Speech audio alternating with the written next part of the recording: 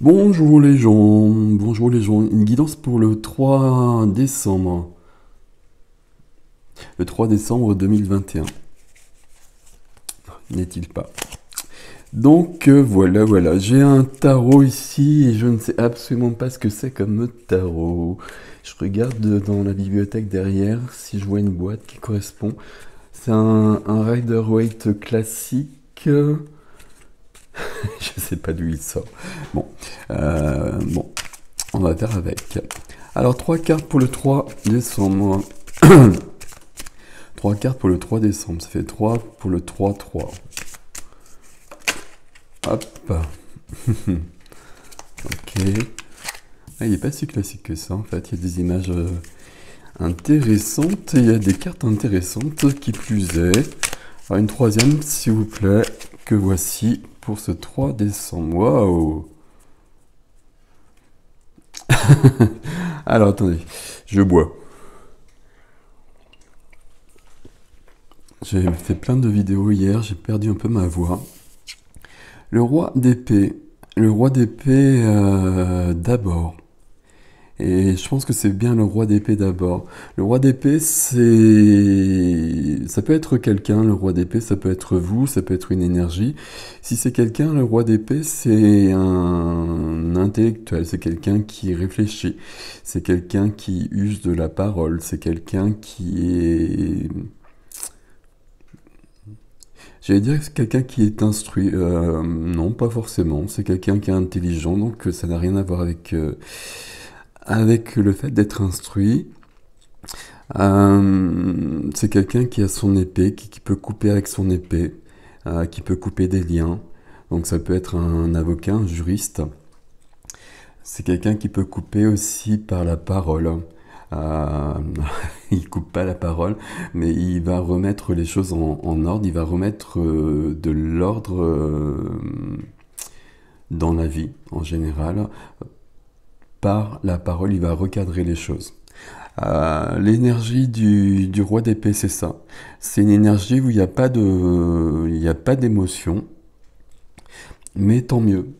Parce que parfois on a besoin d'avoir un regard euh, objectif, d'analyser les choses vraiment, de voir les choses telles qu'elles sont, de ne pas se laisser perdre dans son émotionnel, dans ses sentiments, etc. Et de voir les choses telles qu'elles sont pour rectifier des situations. On va dire ça comme ça. Ce qui va permettre ici, donc il y a quelque chose à rectifier ici pour moi avec le roi d'épée d'abord. Dans notre vie, il y a quelque chose, ça vous parle pas, vous savez comment ça se passe, hein, mais il y a quelque chose qui doit être rectifié. Une fois que notre ami le roi d'épée il a agi, le fou apparaît. Le fou qui apparaît, c'est qu'on est débarrassé d'une situation justement qui a été réglée et qu'on peut se délester de ce poids. Il y a une notion d'insouciance avec le fou que j'aime pas trop. Parce que euh, le fou, il est insouciant peut-être, mais il est insouciant parce que le travail a été fait. Parce qu'il a regardé ce qui n'allait pas et que ça a été réglé auparavant. Parce il a regardé ses blessures, parce qu'il a regardé ses peurs et que il les a affrontés. Donc il peut continuer son chemin, il peut aller plus loin, il peut même surtout commencer un nouveau chemin. Le fou, c'est quand même la carte du nouveau départ. C'est une majeure ici, on est entre deux mineurs, pas n'importe quel mineur d'ailleurs, il y a vraiment quelque chose ici. Ici, on va être sur le commencement de quelque chose.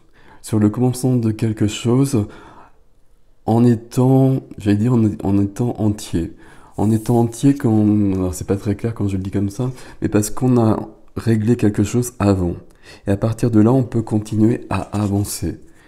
Et c'est pas qu'on va continuer à avancer, d'ailleurs, on va peut-être prendre une nouvelle direction, et c'est peut-être ce que vient nous dire ici justement l'as de bâton.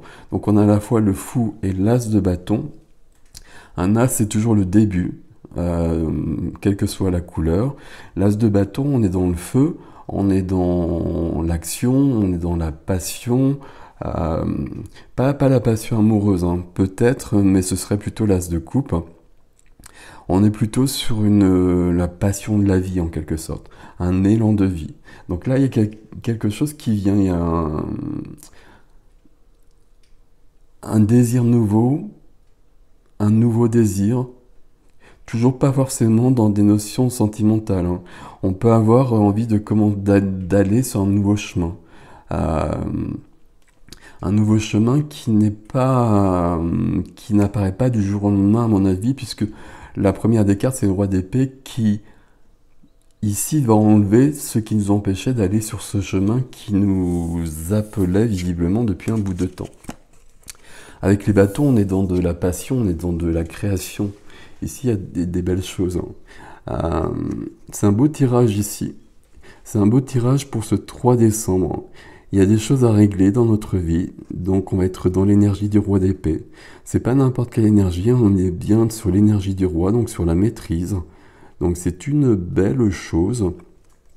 Et puis la deuxième carte qui vient, une fois que c'est réglé, si j'arrive à parler, pardon, une fois que c'est réglé, on peut continuer, on peut commencer un nouveau chemin. Et puis il y a cette image du fou que j'aime bien ici, il est au bord de la falaise, et le fou, il va continuer son chemin. Le fou, il ne tombera pas dans le précipice. Le fou, il a la foi, le fou, il est intègre, le fou, il est, j'allais dire complet. Le fou, il se connaît, il connaît ses peurs, il connaît ses faiblesses, et il sait faire avec. Et c'est sa grande force. C'est son intégrité, on va dire. Et le fou, il est bien accompagné de l'as de bâton. Donc le fou, il est animé par quelque chose alors de nouveau dans la vie, qui va prendre forme, alors ça tremble, hein, je suis désolé, quelque chose qui va prendre forme, quelque chose qui va commencer, probablement quelque chose qui était là depuis un bout de temps, mais qui ne pouvait pas prendre place parce qu'il y avait quelque chose qui empêchait.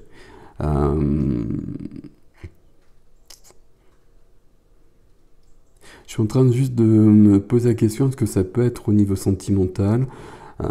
Pourquoi pas? Ici, le roi d'épée, c'est quelqu'un qui peut régler des choses et recadrer des choses. Le roi d'épée qui est un 3 d'épée, par exemple, ça va être une séparation qui est actée par un avocat, par un notaire, enfin des choses comme ça. Des choses comme ça, si je puis dire. Le fou, on commence une nouvelle vie, et on commence une nouvelle vie animée par le feu de la passion. Tout ça, c'est plutôt assez joli. C'est très surprenant toujours pour moi quand je prends les cartes, que je vous les montre comme ça, parce que du coup, c'est pas le même sens. Et le fou ici, regardez l'as de bâton, quand je vous l'ai montré, pardon, tandis que là, le fou regarde plutôt le roi d'épée. Ce qui me trouble un petit peu parce que j'aimerais mieux qu'il soit dans l'autre sens. Donc ça veut dire pour moi qu'on est encore dans l'énergie du roi d'épée et que c'est bien la première des choses à faire. Il y a quelque chose qui doit être... il y a un dossier qui doit être classé, qui doit être terminé pour qu'on puisse passer à autre chose. À ce moment-là, le fou va continuer son chemin, commencer son chemin, peu importe. Et la carte la plus importante de ce jour, la plus importante c'est le roi d'épée parce qu'il y a quelque chose à faire, mais celle qui me plaît le plus ici c'est cette as de bâton. Voilà, c'est l'as de bâton, je vais y arriver. Parce qu'ici on a... les bâtons, c'est toujours de l'élan de vie, c'est de la vie en plus quelque part.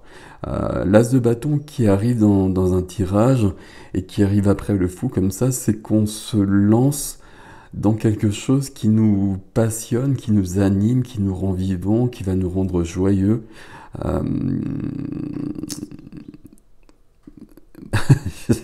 Vraiment quelque chose de cet ordre-là.